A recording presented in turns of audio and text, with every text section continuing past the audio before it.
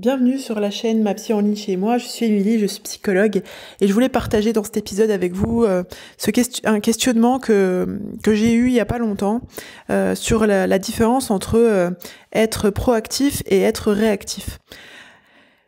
Qu'est-ce que je mets comme signifiant derrière ces deux propositions-là? Donc, qu'est-ce que ça veut dire être... En fait, c'est que vous puissiez vous poser la question finalement, hein, c'est pour ça que je partage ça avec vous, parce que je trouvais que c'était important. Enfin, je me suis dit que c'était intéressant de pouvoir analyser, entre guillemets, sa manière d'être aux choses de par le prisme de cette différenciation. Être réactif... Non, je vais commencer par être réactif. Être réactif, c'est réagir à des événements. C'est-à-dire, les événements se produisent et vous réagissez. Vous réagissez avec quoi? Votre émotivité, votre sensibilité. Vous êtes en réaction à quelque chose qui s'est produit. Vous êtes dans l'émotif. Du coup, comme vous êtes dans l'émotif, dans ce cas de figure-là, vous n'êtes pas dans la réflexion.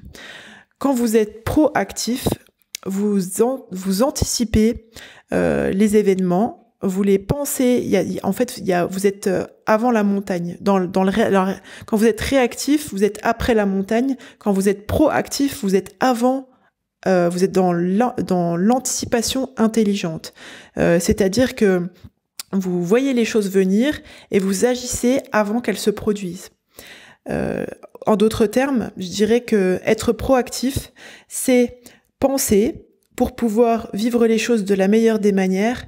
Être réactif, donc agir en réaction, c'est subir peut-être dans les pires tréfonds, on va dire, de ce qui pourrait se produire, et c'est subir en mode émotionnel en fait. Dans une incapacité à réagir en mode pragmatique, en mode intellectualisé, si je peux dire ça comme ça. Voilà, c'était une très courte réflexion sur la différence entre être proactif et être réactif. J'espère que cette réflexion, elle vous profitera, comme d'habitude. Si vous pensez qu'elle peut profiter à une personne de votre entourage, je vous invite à la partager avec elle. Je vous dis à bientôt. Vous pouvez me laisser un petit pouce levé si vous avez apprécié cette réflexion. Si vous pouvez me laisser un commentaire si ça vous a mené vous-même dans une réflexion. D'ailleurs, je reçois beaucoup de retours, que ce soit en public ou en privé, pour me dire que vous appréciez ces podcasts. Ça me fait, je suis très contente que ça vous profite. Franchement, je suis vraiment très contente que ça vous profite. C'est l'intérêt en fait de ces podcasts, de pouvoir, comment dirais-je, voilà, parce que j'étais un peu frustrée de voir que ça profitait, bien sûr, à mes patientes, j'espère, et j'aimais cette perspective de pouvoir faire en sorte que ça puisse profiter à d'autres personnes également.